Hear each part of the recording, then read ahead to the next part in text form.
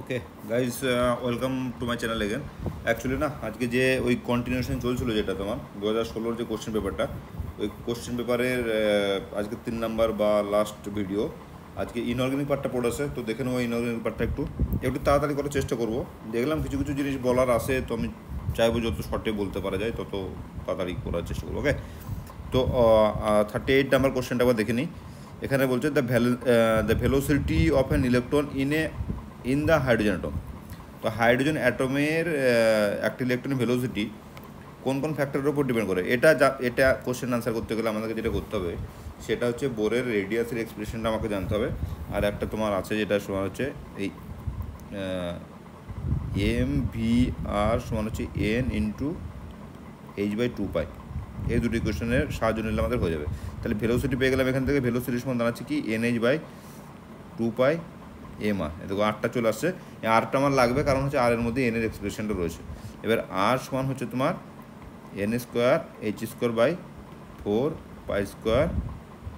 mz², ঠিক আছে না?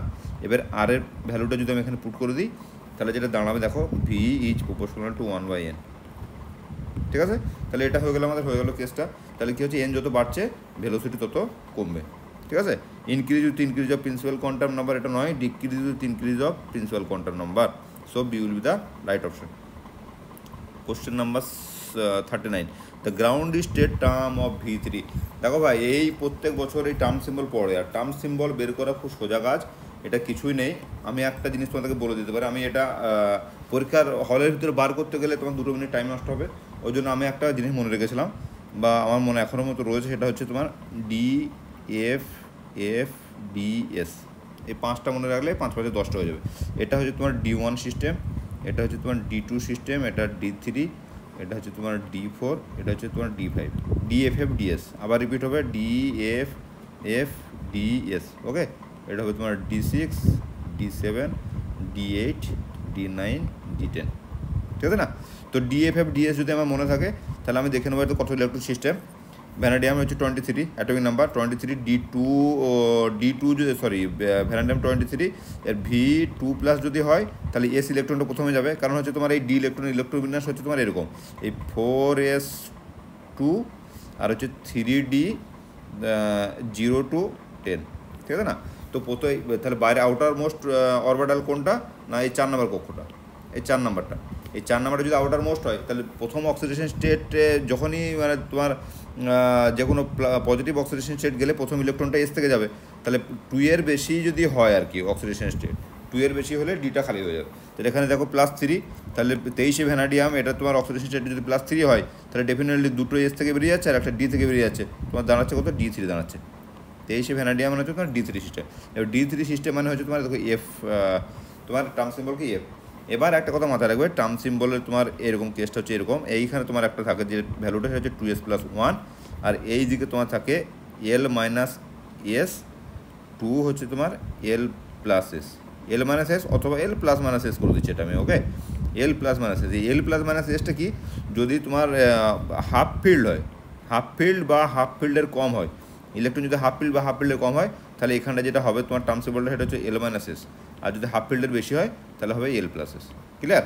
এবার ঠিক আছে, এবার কেস হচ্ছে এখানে আমাদের ওকে, এলটা কি আর এসটা কি, এলটা আর এসটা হচ্ছে তোমার এল সমান হচ্ছে সামিশন অফ ml। হ্যাঁ, এল হচ্ছে তোমার এই ম্যাগনেটিক কোয়ান্টাম নাম্বার, আর এস হচ্ছে তোমার সামেশন অফ ms, যেটা হচ্ছে স্পিন কোয়ান্টাম নাম্বার। এখন স্পিন কোয়ান্টাম নাম্বার কি না, এক একটা ইলেকট্রনের ক্ষেত্রে যদি আপ স্পিনে থাকে তাহলে তোমার হচ্ছে প্লাস আপ, আর ডাউন স্পিনে থাকলে মাইনাস আপ। এখানে হচ্ছে তোমার 2 সিস্টেম, তো এটা তো 0 +1, চলো এটাকে এদিকে প্লাস, এটা হচ্ছে তোমার +1, এটা হচ্ছে +2, -1, -2। এ হচ্ছে তোমার আমার 5টা অরবিটাল ডি অরবিটালে না। তো এই ক্ষেত্রে কত আছে মানে D3 সিস্টেম। D3 সিস্টেম মানে হচ্ছে ভ্যানাডিয়াম 23 মানে হচ্ছে D2 system. Vanadium 23 D2 system. 23 vanadium হচ্ছে D2 সিস্টেম। ওকে, V3+ মানে D2 সিস্টেমে দুটো ইলেকট্রন রয়েছে, দুটো ইলেকট্রন কোথায় থাকবে না, হাইয়েস্ট ml ভ্যালুতে থাকবে প্রথম দুটো ইলেকট্রন। ঠিক আছে, তাহলে এখানে তোমার দেখো সামেশন অফ এল কত হলো, সামেশন অফ ml হলো ক্যাপিটাল এল, এটা সমান কত হচ্ছে 2+1 সমান হচ্ছে 3। এবার দুটোই কি আলাদা আলাদা অরবিটে আছে, দুটো আলাদা আলাদা অরবিটাল আছে। এবার আলাদা আলাদা অরবিটাল থাকলে একটা এটার ক্ষেত্রেও তোমার spin quantum number plus half, আর এটার ক্ষেত্রেও তোমার হচ্ছে প্লাস হাফ। তো তো ক্যাপিটাল এর সময় কী হবে, সামেশন অফ এমএস, তার মানে হচ্ছে হাফ প্লাস হাফ সমান হচ্ছে 1। ওকে, তো এস সমান 1 হয়ে গেল, আর এল সমান হয়ে গেল তোমার 3। তাহলে এল মাইনাস এল কত, এল মাইনাস এস সমান হচ্ছে 3 মাইনাস 1 সমান হচ্ছে 2। ক্লিয়ার? তাহলে এই হয়ে গেল গল্প খতম আমার। তাহলে হচ্ছে 2s + 1, তাহলে আমার প্রথমে ডিএফএফ ডিএস থেকে আমি মুখস্থ করে নিই, ডিএফএফ ডিএস। তাহলে এটা হচ্ছে তোমার D1, এটা D2 মানে হচ্ছে এফ সিম্বল হয়ে গেলো, এফ হচ্ছে আমার সিম্বল। এবার উপরটা হচ্ছে 2s + 1, এস তো কত 1 পেয়েছি, তাই 2s + 1 হচ্ছে 2a + 1 সমান হচ্ছে 3, তাহলে 3f হয়ে গেল। আর এখানটা হচ্ছে তোমার এল মাইনাস এস, তাহলে 3 - 1 সমান হচ্ছে 2। ওকে, তো 3f2 will be the term. এটা তুমি টার্ম সিম্বলটা একবার দেখে নিও, আর সরকারের বইতে ভালো করে দেওয়া আছে, যে কোনো বইতে থাকবে কেমিস্ট্রির, ইনঅর্গানিক কেমিস্ট্রির। আর এরকম সোজা কিন্তু, হ্যাঁ অনেক সময় হয় এরকম কি এই মানে এই ডিএফএফ ডিএস দিয়েই তোমার বেরিয়ে যায় অনেক সময়, এই আমাকে এত ডিটেলসে ওই 2s + 1 করে ক্যালকুলেট করতে হয় না, এল এর ভ্যালু কত এস এর ভ্যালু কত ক্যালকুলেট করতে হয় না অনেক সময়। বাট বাকি তো কিছু নেই, এমনি দেখে নিতে পারবে।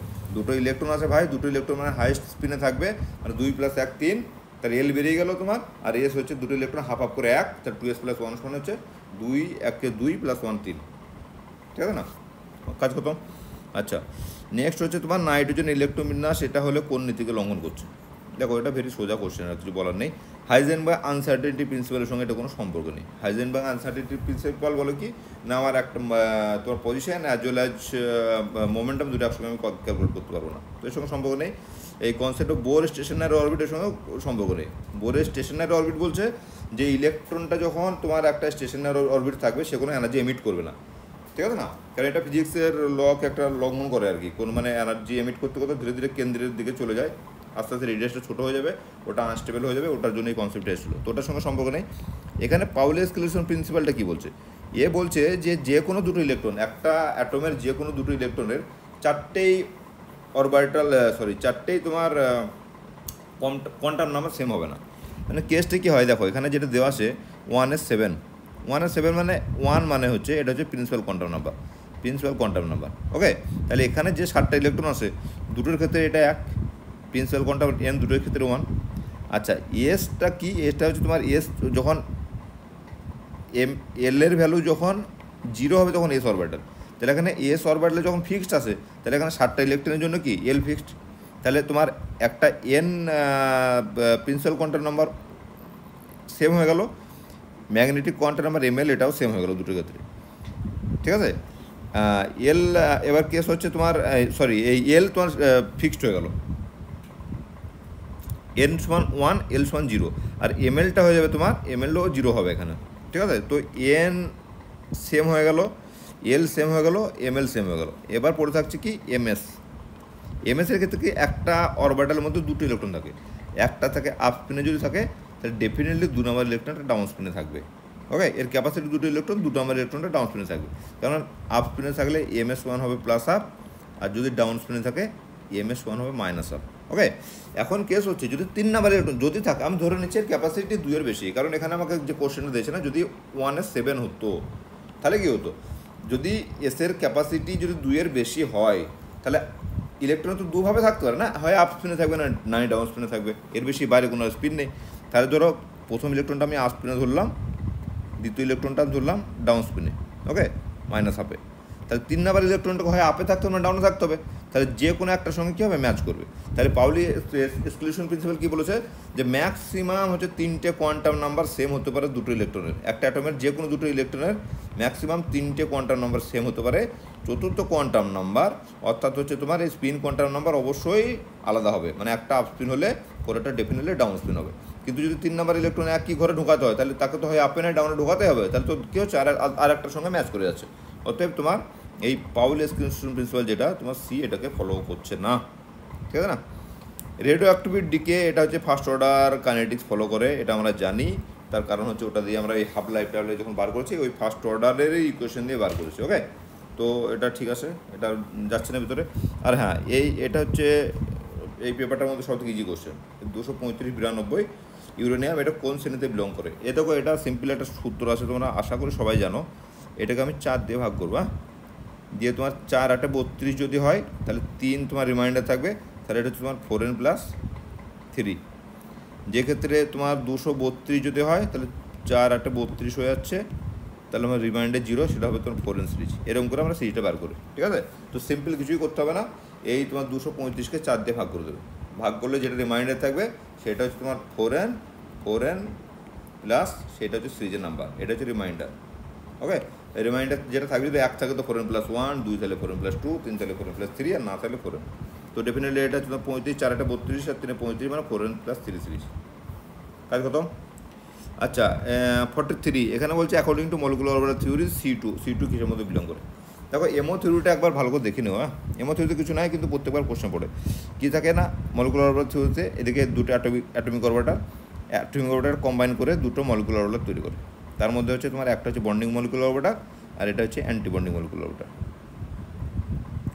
ঠিক আছে? এটা হচ্ছে অ্যান্টি বন্ডিং, আর এই নিচেটা হচ্ছে তোমার বন্ডিং। বন্ডিং মলিকুলার অরবিটালের energy atomic corresponding atomic orbital থেকে কম হয়, আর অ্যান্টি বন্ডিং মলিকুলার অরবিটালের এনার্জি করসপন্ডিং অ্যাটমিক অরবিটাল থেকে বেশি হয়। এটা যদি আমি 1s হয়, এবার 2sটা সিমিলারলি এই একইভাবে থাকবে। এটা 1s ধরে নিলাম, আরে চলো ঠিক আছে, তুমি একবার দেখে নিও, আমি আর ওই আঁকছি না, এরকম করে করে আঁকতে হবে আর কি। এই অ্যাটমিক অরবিটাল চলে এরকম করে এঁকেই দিই একবার, 2s, আর এইখানে তোমার 3টে পিটা এরকম, যদি আমি হাইব্রিডাইজ না করি। আর এখানে কি হয়, প্রথম দিকে না ওই বোরন টোরনের ক্ষেত্রে এর যে সিগমা 2s স্টারের সঙ্গে এর px এর একটা রিপালশন হয়, দিয়ে কি হয়, এই পাই অরবিটালটা আগে থাকে, তারপরে থাকে তোমার অরবিটালটা কী বলে সিগমা এস অরবিটালটা।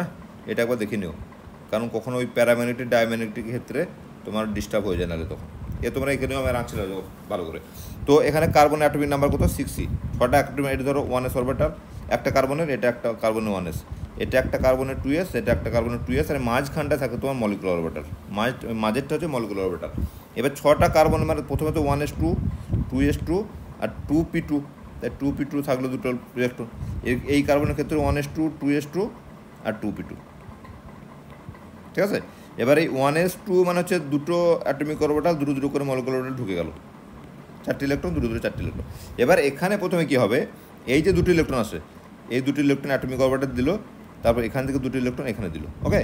আর এই সিগমা এসপি যেটা, সিগমা পিএক্স যেটা, এটা ফাঁকা থাকবে। তাহলে এবার আমরা কি জানি, বন্ড অর্ডার মানে হচ্ছে bonding electron minus anti bonding electron by 2, ঠিক আছে? এই মাথার যে অরবিটালটা স্টার দেওয়া আছে এইগুলো, এটা হচ্ছে তোমার anti bonding orbital, sigma 1s star anti bonding orbital, আর নিচেটা হচ্ছে সিগমা 1s মানে হচ্ছে বন্ডিং অরবিটাল। তো এটা হচ্ছে 1s হলো বন্ডিং অ্যান্টিবন্ডিং হয়ে যাচ্ছে, খতম। এটা বন্ডিং অ্যান্টিবন্ডিং 0 হয়ে যাচ্ছে, ছেড়ে দাও। শেষে লাস্ট যে অরবিটালটা রয়েছে, এখানে বন্ডিং ইলেকট্রন কটা, দেখো এখানে 2 2 4টে, আর অ্যান্টি বন্ডিং ইলেকট্রন কি নেই। তাহলে তোমার হচ্ছে বন্ডিং ইলেকট্রন কত, 4 - 0/2 সমান হচ্ছে 2, এর বন্ড অর্ডার হবে তোমার 2, ওকে। এ হয়ে গেল। আর দেখো ইলেকট্রন দুটো কী আছে, জোড়াতে আসে, একসঙ্গে কী আছে, পেয়ার করে আসে। যদি একসঙ্গে পেয়ার করে থাকে, তাহলে এটাকে বলা হয় ডায়াম্যাগনেটিক, ঠিক আছে? তাহলে এ দেখাবে ডায়াম্যাগনেটিজম। আর হচ্ছে তোমার যদি আনপেয়ার থাকে তখন হবে প্যারাম্যাগনেটিক, আর তার তখন আবার প্যারাম্যাগনেটিজম কত হবে, √n × n+2। তাহলে এখানে যেহেতু জোড়ায় রয়েছে, কোনো আনপেয়ার্ড ইলেকট্রন নাই, তাহলে এটা হবে ডায়াম্যাগনেটিক, আর বন্ড অর্ডার হলো 2। তাহলে অপশন হচ্ছে তোমার ডি। এটা একবার তুমি যে কোনো টেক্সট বুকে দেখে নিও, মলিকুলার অরবিটাল থিওরিতে, very basic and simple question. আর হ্যাঁ, মাথায় রাখবে ওই যে যেটা বললো না, যে এই 2s অরবিটালের ক্ষেত্রে 2s এর যে antibonding orbital sigma 2s star, আর এইদিকে px যেটা, এইটা তোমার ওই আপ টু তোমার বড় কার্বন পর্যন্ত রিপালশন হয়, হলে সিগমা স্টা উপরে চলে যায়, আর পাইটা নিচে আসে। এটা একবার দেখে নিও, নাহলে কিন্তু এটা হলে ওই বোরনের ক্ষেত্রে মামলাটা গড়বড় হয়ে যায় আর কি। বোরনের ক্ষেত্রে তখন ওই সিগমাতে 2 হয়ে গেলে তোমার ওই বোরন তোমার দেখা হয় প্যারাম্যাগনেটিক, কিন্তু হয়ে যাবে ডায়াম্যাগনেটিক যদি রিপালশনটা ক্যালকুলেট আমরা না করি, ঠিক আছে? এটা একবার দেখে নিও তোমরা। আচ্ছা, question number 44, the partial charges on hydrogen and chlorine atom HCl molecules are given. এখানে দেখো দেওয়া আছে তোমার মিউ দেওয়া আছে, ডিস্টেন্স দেওয়া আছে। আমরা কি জানি, মিউ সমান হচ্ছে E × D। আর একটা জিনিস বলে রাখি, এটা হচ্ছে এসএসসির একটা one of the favourite question. আমি যখন 2009 10-এ এক্সাম দিয়েছিলাম, তখনও ভাই এটা পড়েছিল, আবার দেখো 16তেও দিয়েছে। আমার সময় পড়েছিল তোমার পার্সেন্টেজ অফ আয়নিক ক্যারেক্টার কত হবে, আয়নিক ক্যারেক্টার, সেটা সূত্র হচ্ছে পার্সেন্টেজ অফ আয়নিক ক্যারেক্টার সমান হচ্ছে mu observe by mu theoretical multiplied by 100%। Okay, এটা হচ্ছে তোমার পার্সেন্টেজ অফ আয়নিক ক্যারেক্টারের সূত্র। সেক্ষেত্রে কী দেওয়া থাকবে, যে মিউ থিওরিটিক্যাল দেওয়া থাকবে, আর তোমার এই ডিস্টেন্স আর ইলেকট্রনের এটা বলে দেবে, তোমার এই চার্জটা বলে দেবে, যে তোমাকে মিউ অবজার্ভটা বার করতে হবে, মিউ অবজার্ভটা বলে দেবে আর থিওরিটিক্যালটা বার করতে হবে, দিয়ে ডিভাইড করে 100 দিয়ে গুণ করে দিতে হবে, ও ডিভাইড পেয়ে যাবে। ওকে, আর এই ক্ষেত্রে যেটা দেওয়া থাকে কিছুই নাই, তোমার যেটা ভ্যালু যেটা সেটা দিয়েছে দুটো, আর তোমার এই চার্জ সেপারেশনটা বার করতে হবে, কিছু নয়। দেখো ডিবাই মানে হচ্ছে তোমার ডিবাই সমান হচ্ছে এই ইলেকট্রনিক আধানের তোমার 10⁻⁻18 ESU সেন্টিমিটার। এইটা শুধু মুখস্থ রাখতে হবে এখানকার মধ্যে, ঠিক আছে। 1 ডিভাই সমান হচ্ছে 10⁻18 ESU সেন্টিমিটার। তাহলে ডিবাইক আর এটাকে এর হচ্ছে তোমার দূরত্ব কত, 1.27 অ্যাংস্ট্রম, মানে হচ্ছে তোমার হচ্ছে 1.27 মাল্টিপ্লাইড বাই 10⁻8 এত সেন্টিমিটার। আর ডিভাইস মানে হচ্ছে ESU সেন্টিমিটার, ঠিক আছে। ডিভাই মানে হচ্ছে তোমার ESU সেন্টিমিটার, তাহলে 1.08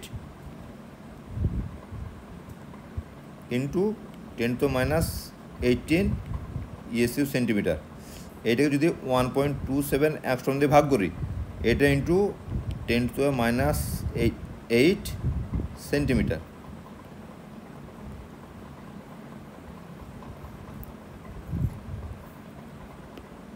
ঠিক আছে না, দিয়ে তোমার যেটা এই কাটাকাটি করলে যেটা দাঁড়াবে সেটা হচ্ছে তোমার দেখো কত হচ্ছে, এটা ওই 0.85 হবে। ওকে, ক্যালকুলেশনও করে নাও, সিম্পল কিছু নয়, 1.08কে 1.27 ভাগ করে দেবে, এই হচ্ছে ব্যাপার। এটাকে তোমার ESU সেন্টিমিটার করতে হবে তোমার, হ্যাঁ, মিউ অ্যাংস্ট্রমকে এই 10⁻18 দিয়ে গুণ করে দিয়ে তোমার ভাগ করে দিতে হবে। তোমার সিম্পল হচ্ছে 1.08কে 1.08কে 1.27 দিয়ে ভাগ করে দেওয়া, দেখো 0.85 দাঁড়াবে। তাহলে একটা চার্জ দাঁড়াচ্ছে তোমার 0.85 একটা অ্যাটমের মধ্যে। ওকে, তাহলে এখানে কিছু নেই। আর হচ্ছে তোমার আর একটা নেক্সট কোশ্চেন হচ্ছে BrF3 molecular BR atom used in the hybrid orbital. দেখো এই ক্ষেত্রে অনেক রকম করে আমি যেভাবে করি সেটা বলে দিচ্ছি। আমি সবসময় কী করে, যে কোনো সিরিজ ওয়াইজ যদি নিচের দিকে কোনো সিরিজ দিয়ে দেয় না, আমি ফার্স্ট সিরিজের যে কোনো একটা এলিমেন্টকে আমি মুখস্থ রাখি। এখানে তো ঠিক আছে, halogen, fluorine, chlorine, bromine, iodine হয়ে গেল, নিচের দিকে চলে আছে। এই ব্রোমিনের আমার এই অ্যাটমিক নাম্বার কত, তার বাড়ি কক্ষ আমার দেখার দরকার নেই, আমি যে কোনো একটা দেখে নেবো। ফ্লোরিন 9, সিম্পল, ফ্লোরিন 9 যদি হয়, ভিতরে কক্ষপথে 2, বাইরে কক্ষপথে কটা আছে 7টা, তাহলে বাস ফ্লোরিনের কন্ট্রিবিউশন হচ্ছে ভ্যালেন্স সেলে কটা ইলেকট্রন আছে 7টা, তাহলে ফ্লোরিনের কন্ট্রিবিউশন বা ফ্লোরিনের যদি 7টা হয়, ডাউন দ্য সিরিজ প্রত্যেকটা এলিমেন্ট যে কটা আছে প্রত্যেকটার ওই 7টা করে কন্ট্রিবিউশন হবে, প্রত্যেকের ভ্যালেন্স সেলে ওই 7টা করে ইলেকট্রন থাকবে। এটা হচ্ছে পিরিয়ডিক টেবিলের মজার বিষয় আর কি। তাহলে ব্রোমিন কটা ইলেকট্রন দেবে, ব্রোমিনের কন্ট্রিবিউশন ভ্যালেন্স সেল ইলেকট্রন কটা দেবে 7টা, আর 3টে ফ্লোরিন, প্রত্যেকটা ফ্লোরিন যেটা বন্ডেড অ্যাটম না ব্রোমিনের থেকে, কারণ একটা বন্ড তৈরি করতে গেলে 2টো ইলেকট্রন লাগে, এই 2টো ইলেকট্রনের মধ্যে হচ্ছে একটা হচ্ছে তোমার এই সেন্ট্রাল অ্যাটমের, আর একটা হচ্ছে যে বন্ড বানাচ্ছে তার। তা 3টে ফ্লোরিন অ্যাটম আছে, 3টে ফ্লোরিন অ্যাটম একটা করে কটা ইলেকট্রন দেবে 3টে, তো টোটাল ইলেকট্রন হচ্ছে তোমার 10টাকে পেয়ার করে দাঁড়ায় 5টা ইলেকট্রন পেয়ার। ঠিক আছে, 5টা ইলেকট্রন পেয়ারের মধ্যে দেখো 3টে কী করছে, 3টে ভাই ফ্লোরিনের কত ভ্যালেন্সি কত 1, তো তাহলে 3টে ফ্লোরিনকে তো আগে প্রথমে একটা করে ইলেকট্রন দিয়ে ওর সঙ্গে তো অ্যাটমিক অরবিটাল একটা করে ইলেকট্রন দিয়ে ওর সঙ্গে বাঁধতে হবে, ঠিক আছে না। তাহলে কী হবে, 3 জোড়া ইলেকট্রন তো আমার সিগমা বন্ড বানাতে চলে গেল, তাহলে 5 জোড়া ইলেকট্রনের মধ্যে 3 জোড়া যদি চলে যায়, আর বাকি 2 জোড়া ইলেকট্রন কী হচ্ছে ব্রোমিনের কাছে এক্সে রয়েছে, কী হিসাবে না লোন পেয়ার হিসাবে। ওকে, তা লোন টোটাল কিন্তু এবার আমরা কি জানি, হাইব্রিডাইজেশনে তোমার এই লোন পেয়ার আর হচ্ছে তোমার এই বন্ড পেয়ার এরা অংশগ্রহণ করে, পাই বন্ড অংশগ্রহণ করে না। লোন পেয়ার আর সিগমা বন্ড পেয়ার তোমার হাইব্রিডাইজেশনে অংশগ্রহণ করে, আর পাই বন্ড পেয়ার হাইব্রিডাইজেশনে অংশগ্রহণ করে না। তাই টোটাল 5 জোড়ার মধ্যে হচ্ছে তোমার 3 সিগমা বিপি আর প্লাস হচ্ছে 2টো হচ্ছে লোন পেয়ার। ওকে, তাহলে 5টা অরবিটাল লাগবে, তার মানে হচ্ছে তোমার sp3d, এই হচ্ছে আমার hybridisation. Clear, C is the right option, sp3d। ঠিক আছে, আচ্ছা এবার 46 তাপীয় সুস্থিরতা, the correct order thermal stability. আবার একটা জিনিস বারবার বলে দিচ্ছি, ফাজান্সের সূত্র FAZANS ফাজান্স ল, এটা পরীক্ষায় এই পারপাসেই দেয়, কখনো বয়লিং পয়েন্ট দেবে, কখনো দুটো অক্সিডেশন স্টেট দেবে, একটা হায়ার একটা লোয়ার, কোনটা বেশি স্টেবল হবে, তারপরে এই ধরনের দেবে কোনটা বেশি স্টেবল হবে, কোনটা সলভেল হবে, কোনটা কী হবে, এই ধরনের ভাই ফাজান্সের সূত্র থেকে পড়ে পরীক্ষায়। বারবার বলছি ফাজান্সের সূত্র এবং তার রেলেভেন্ট যতগুলো জিনিসপত্র আছে ওই পিরিয়ডিক ট্রেন্ড এগুলো তোমরা যেন পড়ে নিও। সেটা হচ্ছে তুমি এটা ওই আমাদের একেডির বইতে মনে হয় ভলিউম 2-তে আমরা পড়েছিলাম সম্ভবত, ভলিউম 2 ছিল, এখন জানি না 3-4 ভলিউমের মধ্যে কোনটা দাঁড়াবে, বাকি যে কোনো বইতে পেয়ে যাবে। আমি একেডিতে পড়েছিলাম ফাজান্সের রোল, ঠিক আছে, তোমরা একবার দেখে নিও। একটা জিনিস মাথায় রাখবে, যখন একটা ক্যাটায়ন থাকবে আর একটা তোমার অ্যানায়ন থাকবে, ওকে, আমি একটা সিম্পল জিনিস বলছি, সেটা হচ্ছে এই ক্যাটায়ন কী করে, ক্যাটায়ন হচ্ছে তোমার পোলারাইজ করে, আর অ্যানায়ন কী করে পোলারাইজ হয়। ক্যাটায়ন পোলারাইজ করে, অ্যানায়ন পোলারাইজড হয়। এবার তোমার ক্যাটায়নের মধ্যে তোমার চার্জ ডেনসিটি যত বাড়বে এর পোলারাইজিং পাওয়ার তত বাড়বে, আর অ্যানায়নের আকার যত বড় হবে এর পোলারাইজেবিলিটি তত বাড়বে। তার মানে কী হচ্ছে, তত কী হবে, সিগমা বন্ড মানে সিগমা বন্ড তত সিগমা বন্ডের টেন্ডেন্সি বাড়বে, মানে তত হচ্ছে তোমার কোভ্যালেন্ট ক্যারেক্টার বাড়বে, ঠিক আছে না। এবার কে দেখো এখানে যেটা হচ্ছে, দেখো সবগুলোতে অ্যানায়ন সেম, 4টে অ্যানায়ন সালফেট, আর এই স্ট্রংসিয়াম, ক্যালসিয়াম, ম্যাগনেসিয়াম, বেরিলিয়াম, কারণ হচ্ছে বেরিলিয়াম, ম্যাগনেসিয়াম, ক্যালসিয়াম, স্ট্রংসিয়াম, ওকে। তার মানে একটা সিরিজে আমি ডাউন দ্য সিরিজ নামছি, তার মানে প্রত্যেকটা হচ্ছে তোমার 2+ করে চার্জ, আর বেরিলিয়ামের সাইজ এইটুকু, তারপর ম্যাগনেসিয়াম, তারপর ক্যালসিয়াম, তারপর স্ট্রংসিয়াম, সাইজ বাড়ছে। তাহলে আয়নিক পোটেনশিয়াল φ হচ্ছে তোমার charge by radius, charge by radius, এটা হচ্ছে আয়নিক পোটেনশিয়াল। এবার আয়নিক পোটেনশিয়াল যত বাড়বে, মানে চার্জ যত বাড়বে, রেডিয়াস যত ছোটো হবে, তত হচ্ছে তোমার এর আয়নিক ক্যারেক্টার বাড়বে, ওকে। তাহলে এখানে তুমি দেখো বেরিলিয়ামের ক্ষেত্রে তোমার চার্জ, সবের ক্ষেত্রে চার্জ 2, তাহলে রেডিয়াস নিচের দিকে যত বাড়ছে আয়নিক পোটেনশিয়াল তত কমছে। এবার আয়নিক পোটেনশিয়াল সব থেকে বেশি কার না বেরিলিয়ামে, বেরিলিয়ামে যদি আয়নিক পোটেনশিয়াল বেশি হয় তাহলে ওর পোলারাইজিং পাওয়ার কী হবে, বেশি হবে। তাহলে কী হবে, সালফেটটাকে বেরিলিয়াম, এইটুকু বেরিলিয়াম এত বেশি পোলারাইজ করবে যে এর কাছ থেকে একটা অক্সিজেনকে কেড়ে নেবে, হিট দিলেই দিয়ে তোমার সালফেট বেরিয়ে চলে যাবে। তো তাহলে কেসটা জানাচ্ছে BSO4কে যদি হিট করা হয় ইন প্রেজেন্স অফ হিট, এ ভাই যেটা করবে না বেরিলিয়াম অক্সাইড বানবে প্লাস SO3 বানবে, ঠিক আছে না। তার কারণ হচ্ছে এই বেরিলিয়াম 2+এর চার্জ এত বেশি স্ট্রং বলে এখান থেকে জবরদস্তি একটা অক্সিজেন টেনে নেবে নিজের কাছে, আর বাকিটাকে বার করতে হবে। এই সেম থিং উইল হ্যাপেন। এবার যত নিচের দিকে যাবো না, যত নিচের দিকে যাবো ওই পাওয়ারটা কমে যাবে, কারণ এই চার্জের ডেন্সিটি কম, এর সাইজটা এতটা বেশি, তার মধ্যে দুটো চার্জ, আর বেরিলিয়াম এইটুকু সাইজের মধ্যে দুটো চার্জ, তো এই চার্জের ডেন্সিটি কম থাকার জন্য ও রিলাক্টেন্ট থাকবে আর কি, অত পোলারাইজ করতে যাবে না SO4কে, ওই পাশাপাশি লেগে থাকবে বা সেটুকু, ঠিক আছে। তো ডাউন দ্য সাইজ যত কমবো ওর অ্যাক্টিভিটি ধীরে ধীরে কমে যাবে। তো BSO4 ক্ষেত্রে এই same thing will happen if we heat the corresponding metal carbonate, okay. সেক্ষেত্রে কী হচ্ছে না, যেমন ধরো বেরিলিয়াম কার্বোনেট BCO3, এই ক্ষেত্রে কী হবে, similar thing, beryllium oxide plus CO2, clear. এবার যদি কেসটা এরকম হয়, যদি এই কম্পারিজনটা এরকম না দিয়ে দিল সিধা beryllium oxide, calcium oxide, strontium oxide, আর হচ্ছে বেরিয়াম অক্সাইড দিয়ে বললো কে বেশি স্টেপেল। ভাই একটা কথা মাথায় রাখবে, এই ক্ষেত্রে কী হবে, এই পোলারাইজেবিলিটি কার বেশি হবে, বেরিলিয়াম। কিন্তু এখানে তো ভাঙাভাঙির গল্প থাকছে না, এখানে অক্সিজেনকে কী করে থাকবে, এর যেহেতু তোমার আয়নিক পোটেনশিয়াল বেশি, এ একটাই তো অ্যাটম অক্সিজেন, তাকে কি চেপে এরকম ধরে থাকবে, স্ট্রং সিগমা বন্ড করে ধরে থাকবে, তাহলে এক্ষেত্রে তোমার একে ভাঙতে পারবে না। সেক্ষেত্রে স্টেবিলিটির কেসটা গল্পটা উল্টে যাবে, সেক্ষেত্রে বেরিলিয়াম বেশি হবে। যত তোমার সিঙ্গেল অ্যাটমিক গল্প আর কি, একটা অ্যাটমের সঙ্গে যুক্ত হয়ে থাকলে পারে সেক্ষেত্রে তোমার ভাঙাভাঙির গল্প থাকছে না, তখন যার বেশি আয়নিক পোটেনশিয়াল বেশি সে তোমার বেশি স্ট্রং বন্ড করবে লিগেন্ডের সঙ্গে, একটা সিঙ্গেল লিগেন্ড যদি থাকে, যদি তার ভাঙাভাঙির গল্প না থাকে, ওকে। আর যদি ভেঙে চুরে ওই কার্বনেট বেরিয়ে গেলো, সালফেট বেরিয়ে গেলো, এই ধরনের গল্প হয়, তাহলে সেক্ষেত্রে তোমার এই বেরিলিয়ামের রিঅ্যাক্টিভিটি বেশি হওয়ার জন্য স্টেবিলিটি কম থাকবে।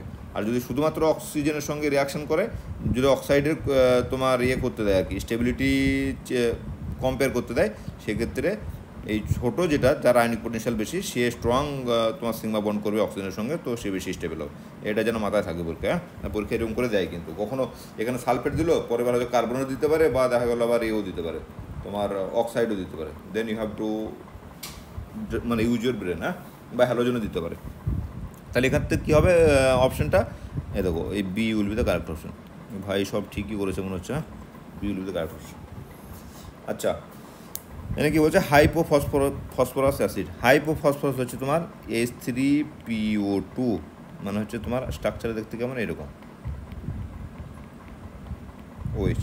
এখানে দেখো ফসফরাসের অক্সিজেন স্টেট হচ্ছে +1, কারণ হচ্ছে হাইড্রোজেন +1, এটা +1, আর এটা হচ্ছে -2, এটা -1, তাহলে 3 আর 2 ব্যালেন্স হয়ে গেলে 1 থাকছে, তাহলে ফসফরাস +1। ভাই ফসফরাস +1 হলে তো অলওয়েজ কী হবে, নিজে হায়ার অক্সিডেশন স্টেটে যেতে যাবে। ফসফরাস পুনরায় ফসফরাস মানে +3 +5 এগুলো হচ্ছে তোর ওগুলো হচ্ছে ন্যাচারাল অক্সিডেশন স্টেট। তো 1 থেকে 3-তে যেতে গেলে কী হবে, নিজে যদি অক্সিডাইজ হয় তাহলে কী করবে, কাউকে না কাউকে তো রিডিউস করতে হবে, তাহলে এটা কী হবে, অ্যাজ এ রিডিউসিং এজেন্ট হিসাবে ইউজ হবে। বাস that's it, it will act as a reducing agent. Okay, আচ্ছা অ্যামোনিয়াম অ্যাসিডের জলীয় দ্রবণ এর পিএইচ কত হবে? দেখো অ্যামোনিয়াম অ্যাসিডের হচ্ছে তোমার CH3COONH4, CH3COONH4, এইটা কী জিনিস না, এটা হচ্ছে তোমার উইক অ্যাসিড অ্যান্ড উইক বেসের একটা বাফার। এই উইক অ্যাসিডটা কি না CH3COOH আর হচ্ছে তোমার NH4OH। এটা আমরা ফিজিক্যাল কেমিস্ট্রিতে একটা পড়েছি যে স্ট্রং অ্যাসিডের স্ট্রং বেসের বাফার কি, যা ধরো NaCl, এটা বাফার তো নয়, মানে এটা তোমার কী বলে, একটা সল্ট, তো এটা NaOH সল্ট আর হচ্ছে তোমার HCl সল্ট।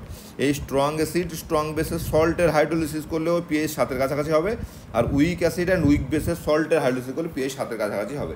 আর ওই জন্য তোমার এখানে দেখো কিছু দেয়নি, না এর পিকে ভ্যালু দিয়েছে না PKB ভ্যালু দিয়েছে, যাতে করে 7 হয়। আর আদার কেসে কী হলে কী করতে হতো, আমাকে ক্যালকুলেট করতে হতো সল্টের হাইড্রোলিসিসের ক্ষেত্রে।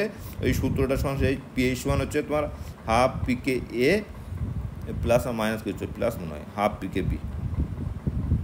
ওকে, এটা হচ্ছে তোমার উইক অ্যাসিড অ্যান্ড হচ্ছে উইক বেসের সল্টের হাইড্রোলিসিস। তো আমার ওইসব কিছু দেয়নি, তার কারণ সিম্পল ব্যাপার করে pH তোমার 7 হবে। 7তে কী হয়, ধীরে ধীরে অ্যাটেন্ড করে pH-টা, এরকম করে গ্রাফটা এরকম হয়, মানে যেরকম শার্প গ্রাফ হয় হাইড্রোলিসিসের এরকম শার্প হবে না, ধীরে ধীরে ধীরে ধীরে 7 অ্যাটেন্ড করে pH-টা। আবার দেখে নিও, কিছু নেই এখানে। ওকে, আর দেখো এটা হচ্ছে পিওরলি ফ্যাকচুয়াল একটা কোশ্চেন, যদি যা এখানে কোনো কেমিস্ট্রি কিছু নেই, জানলে ঠিক আছে, না জানলে কিছু করার নেই। আর এটা হচ্ছে তোমার অ্যাসবেস্টসের সংকেত, আমিও জানতাম না, এই গুগল করে দেখেছি আমি। ওকে, তো অ্যাসবেস্টসের কোশ্চেন।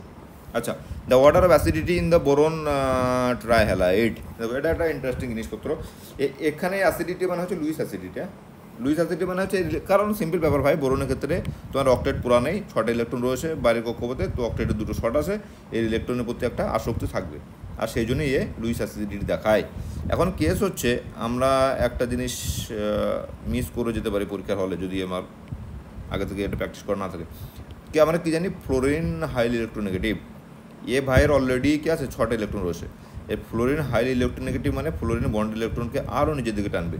তাই টানলে কী হবে, এর ইলেকট্রনের প্রতি অ্যাট্রাকশন করার ক্ষমতা বা এর আসক্তি আরও বেড়ে যাওয়ার কথা ছিল। কিন্তু কেস হচ্ছে শুধুমাত্র এই ফ্যাক্টরটা নয়, আরও একটা ফ্যাক্টরের সঙ্গে জুড়ে আছে, সেটা হচ্ছে এই বোরন হচ্ছে তোমার এখানে sp2 হাইব্রিডাইজড। ওকে, এই sp2 হাইব্রিডাইজ মানে এই পিওর অরবিটাল ফাঁকা রয়েছে। এবার এই যে ফ্লোরিন রয়েছে না, এই ফ্লোরিনে পিওর অরবিটাল রয়েছে, আর যেটা নাকি তোমার মানে 2p তো 3p, যেটা হচ্ছে তোমার এই বোরনের সঙ্গে সেম সাইজের।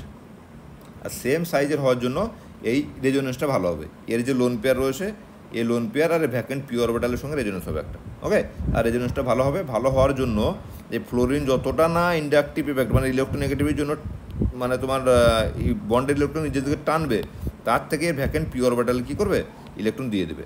আর দিয়ে দিলে তোমার এই ব্রোমিনটা দেখো অক্টেট হয়ে যাচ্ছে এই ক্ষেত্রে, ঠিক আছে না, তো ফ্লোরিন প্লাস অক্টেট মানে এই ধরনের একটা রেজোনেন্স হবে। ক্লিয়ার? এবার এক্ষেত্রে কী হবে, সব থেকে ভালো হবে ফ্লোরিনে। তারপর যেই ক্লোরিনে যাবো, ডাউন দ্য সিরিজ নামবো, আর অমনি কী হয়ে যাবে, তোমার বেড়ে যাবে, তোমার সাইজ বেড়ে যাবে। হ্যাঁ, 2p থেকে 3p হয়ে যাবে, তারপর 4p হবে, তারপর 5p হবে, সেক্ষেত্রে সাইজ বেড়ে যাবে। সাইজ বেড়ে গেলে আমরা জানি যে দুটো overlapping orbital molecular orbital theory অনুযায়ী similar size and same symmetry হতে হবে। সিমিলার সাইজ মাথায় রাখবে, similar size and same symmetry. এর সাইজ যদি একটা ছোটো হয় আর একটা বড়ো হয়, তো ডেফিনেটলি ভাই ওভারল্যাপ ভালো হবে না, আর ওভারল্যাপ ভালো না হলে ওই ব্যাগ রেজোনেন্সটা হবে না। তো সেক্ষেত্রে তাহলে আমার এখানে কারেক্ট সিকোয়েন্সটা কী দাঁড়াচ্ছে, সব থেকে বেশি অ্যাসিডিটি দাঁড়াবে তোমার যার সাইজ বেশি। ওকে, মানে BBr3, তারপর হচ্ছে BCl3, তারপর হচ্ছে BF3, এটা হবে তোমার কারেক্ট সিকোয়েন্স। এটা আবার দেখে নিও। আচ্ছা, আর হচ্ছে ট্রাইগোনাল বাইপিরামিডাল ক্রিস্টাল ফিল্ড ডি, ওকে সব থেকে শক্তি বেশি। আচ্ছা, এইখানে হচ্ছে তোমার ওই আর সরকারের বইতে না দেওয়া আছে, এই আমরা যে ডি অরবিটালটাকে না, যখনই আমি এই 5টা অরবিটাল একসঙ্গে থাকে, যেই লিগেন্ডের প্রেজেন্সে নিয়ে আসি, তখন এই রিপালশন হয়ে 2টো উপর দিয়ে যায়, 3টে নিচের দিকে আসে। ওকে, আর এই 3টে হচ্ছে DXY, DYZ আর DXZ। আর এটা হচ্ছে d x square minus y square, আর এটা হচ্ছে ডি জেড স্কোয়ার। এরপরে যেই তুমি একটা একটা করে তুমি লিগ্যান্ড, যেমন ধরো অক্টাডাল থেকে যদি অক্টাডাল থেকে স্কোয়ার প্ল্যান করতে যায়, তাহলে আমি অ্যাক্সিয়াল দুটোকে তুলবো, আর এ আস্তে আস্তে কী হবে, ডিস্টর্টেড হতে শুরু করবে, এই দিক থেকে ডিস্টর্টেড হবে, এই দিক থেকে ডিস্টর্টেড হবে, তো বিভিন্ন ধরনের তোমার জিওমেট্রি তৈরি হবে। এবার যখন আমরা ট্রাইগোনাল বাই পিরামিডালের ক্ষেত্রে কী হয়, আমরা জানি যে স্ট্রাকচারটা ঠিক এইরকম দেখতে হয়, ঠিক আছে না? তাহলে এইটা হচ্ছে তোমার জেড অ্যাক্সিস। তো জেড অ্যাক্সিসের লিগ্যান্ডের সঙ্গে হয় ডাইরেক্ট ইন্টারাকশন, আর যখনই লিগ্যান্ডের সঙ্গে ডাইরেক্ট ইন্টারাকশন হবে তখন তার এনার্জিটা সব থেকে উপরে থাকবে। তো জেড অ্যাক্সিসের এনার্জি সব থেকে উপরে থাকবে। আর এই যে আমরা কি জানি, এই এক্স আর ওয়াই অ্যাক্সিসও এরকম হয়, আর এই লিগ্যান্ড দুটো কী থাকবে, এই গ্যাপে থাকবে, মানে এই গ্যাপে একটা লিগ্যান্ড থাকবে, এই গ্যাপে একটা লিগ্যান্ড থাকবে, আর একটা লিগ্যান্ড এই এর সঙ্গে থাকবে। ওকে, তার মানে একটা ওয়াই অ্যাক্সিসকে বা অথবা এক্স অ্যাক্সিসকে ডাইরেক্ট ফেস করবে, আর দুটো থাকবে তোমার ওই এক্স আর ওয়াই গ্যাপে। তো সেই ক্ষেত্রে তোমার কী জানাচ্ছে, সব থেকে বেশি ফেস করছে তোমার জেড অরবিটালকে ডাইরেক্ট ফেস করছে, ওই জন্য জেডের এনার্জি সব থেকে বেশি হবে, ডি জেড স্কোয়ার। আর মাঝখানে এই জেডটাকে বাদ দিলে, যেমন ধরো d x y, d y z, আর ডি এক্স জেড। ওকে, তাহলে এই দুটোর থেকে এটার এনার্জি সব থেকে কম হবে, এক্স ওয়াই এনার্জি সব থেকে কম হবে, আর ওয়াই জেডের আর জেড এক্সের এনার্জি একটু উপরে হবে, আর সব থেকে তোমার বেশি এনার্জি হবে ডি জেড স্কোয়ার। তো বাস এখানে সব থেকে বেশি যেটা চেয়েছে সেটা ডি জেড স্কোয়ার পেয়ে গেলাম আমি। আর এটা তুমি একবার, আমি বলবো আমার সাজেশন থাকবে যে এই গ্রাফটা একবার দেখে নিও, তোমার আর সরকারে দেওয়া আছে, একবার ভালো করে দেখে নিও, পড়ে মাঝে মাঝে পড়বে। হ্যাঁ, আচ্ছা, এই 53 কোশ্চেনটাতে আমার একটু গোলমাল লেগেছে, সেটা হচ্ছে তোমার which of the following compounds follows 18 electron rule. ভাই 18 ইলেকট্রন রুলস তো ঠিক আছে, কিন্তু এখানে দুটো কম্পাউন্ড আমি পেয়েছি যেটা 18 ইলেকট্রন রুলসকে ফলো করছে। সেটা হচ্ছে তোমার দেখো, এই ইটা 5 না, এই ইটা ভ্যালুটা মানে কটা ইলেকট্রন দান করছে এই পার্টিকুলার লিগেন্ডটা, এটা হচ্ছে অর্গানোমেটালিক্স। তো পার্টিকুলার লিগেন্ডটার কন্ট্রিবিউশন কটা ইলেকট্রন, সেটা হচ্ছে ইটা দিয়ে ডিনোট করা হয়। তাহলে দেখো এখানে আমি ধরে নিচ্ছি যে আয়রন জিরো হয়, তো আমরা কি জানি যে 4s2 3d6, 26 আয়রন 3d6। ওকে, তো এর কন্ট্রিবিউশন হচ্ছে 6 2 8টা ইলেকট্রন। এই 8টা ইলেকট্রন যদি দেয়, আয়রন দিচ্ছে তোমার 8টা ইলেকট্রন, ইটা 5 মানে হচ্ছে তোমার এ দিচ্ছে তোমার 5টা ইলেকট্রন, আর এ দিচ্ছে তোমার এক একটা দুটো করে ইলেকট্রন দেয়। তাহলে এক একটা কার্বনের দুটো কার্বন আছে মানে 4টে, তাহলে 8 আর 4 12 5 17 ইলেকট্রন, 18টা হচ্ছে না। ওকে, সিমিলারলি দেখো এইখানে তোমার সম্ভবত এখানে কিছু নেই, মানে এটা তোমার এফি ছিল সম্ভবত। ওকে, এই প্রিন্টিং মিস্টেক কিছু একটা হয়েছে। তো এখানে হলো পরে এটা 5 মানে 5 5 10, আর এটা হচ্ছে তোমার 2 12, আর এর হচ্ছে 8 12টা 20টা ইলেকট্রন হয়েছে, তো এও হচ্ছে না। এবারে ম্যাঙ্গানিজ হচ্ছে তোমার 25, হ্যাঁ 25, তার মানে এ দিচ্ছে তোমার 7টা ইলেকট্রন, ম্যাঙ্গানিজ কন্ট্রিবিউশন 7 ইলেকট্রন, আর এটা 5 5টা, 7 5 12, আর এদিকে 2 3 6, কার্বনের 3টে আছে মানে 6টা ইলেকট্রন, 12 6 সমান হচ্ছে 18 ইলেকট্রন হয়ে গেল। সিমিলারলি তোমার এটা যেটা আছে এই রেহিনিয়াম, এটা হচ্ছে তোমার ওই একই সিরিজের, ম্যাঙ্গানিজ টেকনিশিয়াম রেহিনিয়াম, হ্যাঁ সেম সিরিজের মাল। তো সেম সিরিজের যদি হয়, এও কী দেবে, বাড়ি কক্ষপথে সেম ইলেকট্রন থাকবে, তো সেম ইলেকট্রন যদি থাকে এও তোমার 7টা, রেহিনিয়ামও দেবে তোমার 7টা ইলেকট্রন, আর এইটা 5-এর জন্য 5টা 12টা, আর দেখো এটা 6 একটা 12 6 18টা, এ হচ্ছে 18টা ইলেকট্রন। তো এইখানে তোমার বি অ্যান্ড ডি দুটোই 18টা করে ইলেকট্রন হয়ে যাচ্ছে। তো এরকম করে কাউন্ট করবে, বাকি I don't know which option SS high taken.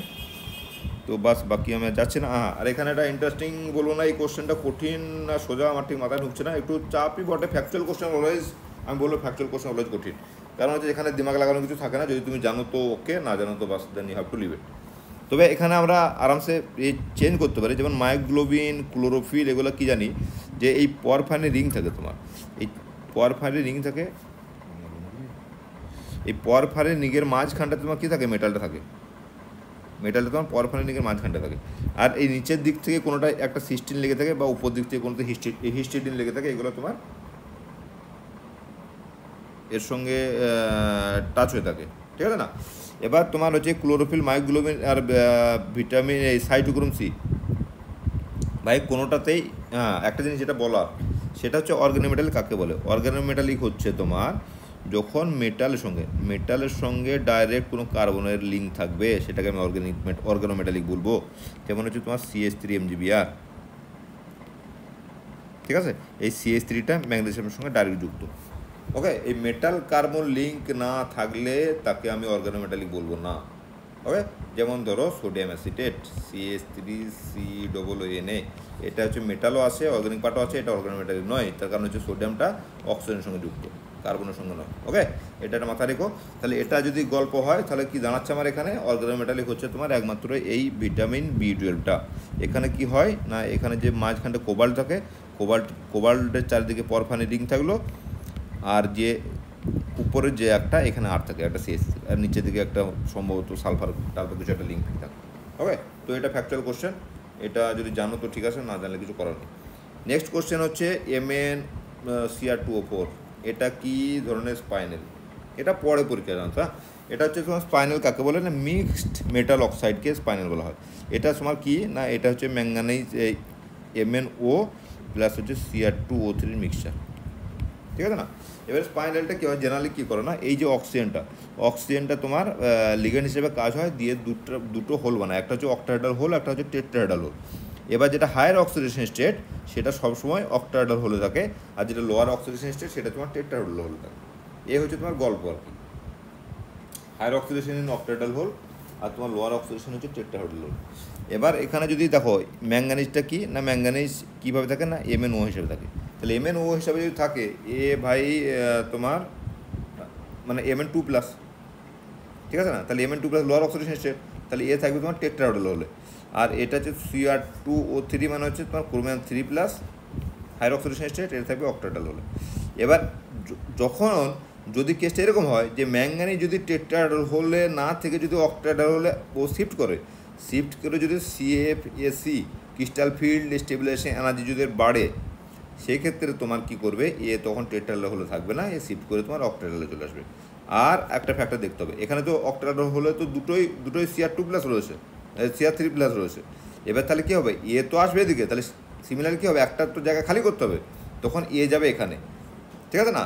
Octahedral হোলের থেকে ছেড়ে গিয়ে যাবে টেট্রাহেড্রাল হোলে। এই যে শিফটিংটা, টোটাল শিফটিংয়ের প্রসেসে যদি তোমার CFAC গেন হয় সেই ক্ষেত্রে শিফটিং হবে, আর না হলে শিফটিং হবে না। যদি CFAC গেন হয় তাহলে সেটাকে বলো ইনভার্টেড স্পাইনাল, আর যদি CFAC গেন না হয় সেক্ষেত্রে কী করে, শিফট করবে না, তাহলে যে যেখানে থাকা সে সেখানে থাকবে, তাহলে সেটাকে বলো নর্মাল স্পাইনাল। ওকে, এখন দেখো ম্যাঙ্গানিজ 2+ মানে হচ্ছে তোমার Mn2+, মানে 25 ম্যাঙ্গানিজ, তাহলে Mn2+ মানে হচ্ছে D5 সিস্টেম।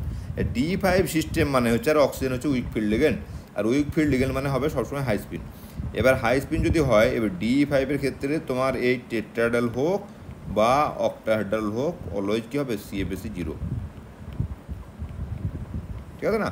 এই হচ্ছে ব্যারি সেন্টার, উপরটাও হাফ ফিল্ড, নিচেটা হাফ ফিল্ড, তার মানে CFAC হচ্ছে 0, মানে 6 মাল্টিপ্লাইড বাই 2 সমান হচ্ছে 12, আর 4 মাল্টিপ্লাইড বাই 3 সমান হচ্ছে 12, তাহলে -12 আর +12 মানে হচ্ছে তোমার 0, CFAC 0। তাহলে যদি অক্টাহেড্রালে যাক বা টেট্রাহেড্রাল আসুক, এর কোনো CFAC কোনো ফারাক আসছে না।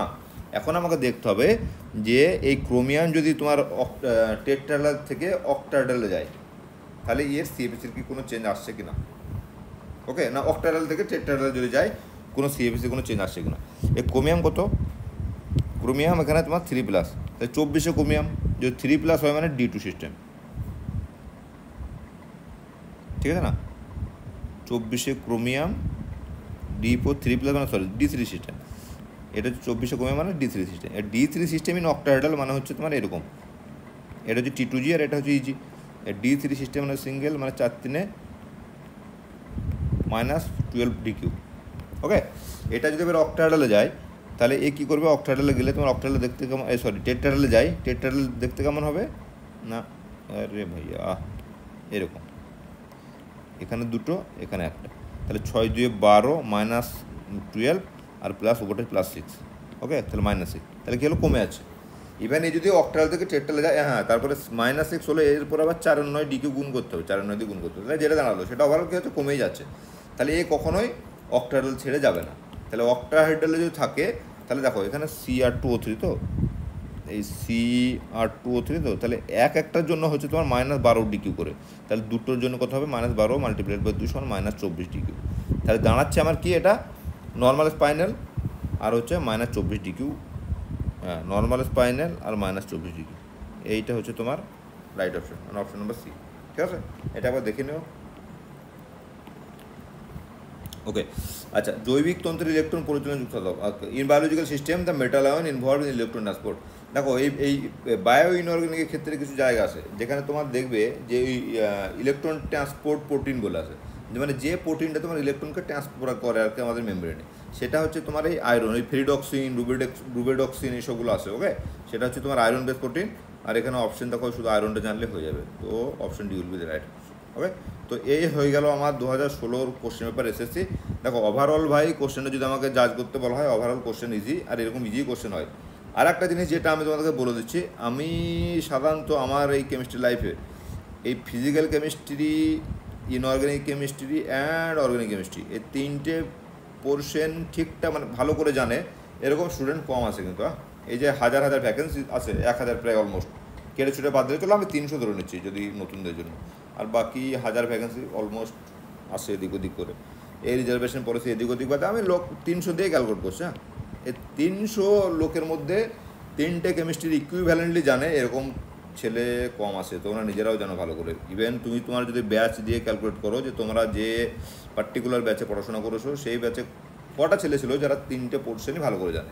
ওকে, আমি ম্যাক্সিমাম দেখেছি যে অর্গানিক জানে ভালো খুব, সে ফিজিক্যাল একটু উইক, ইনঅর্গানিকটা চলো মোটামুটি। যে ফিজিক্যাল খুব ভালো জানে, স্ট্রং ফিজিক্যালে, সে অর্গানিকে একদমই উইক। ঠিক আছে, তো এরকম অপশান থাকে। উইক মানে কি ভাই, ভিত্তি আর কি, মানে ফিজিক্যাল প্রচণ্ড স্ট্রং, তার অর্গানিকে ভালো রকম ভয় আছে। যে অর্গানিক খুব ভালো স্ট্রং, ফিজিক্যাল ইনঅর্গানিক হালকা ভয় আছে, তো এরকম থাকে।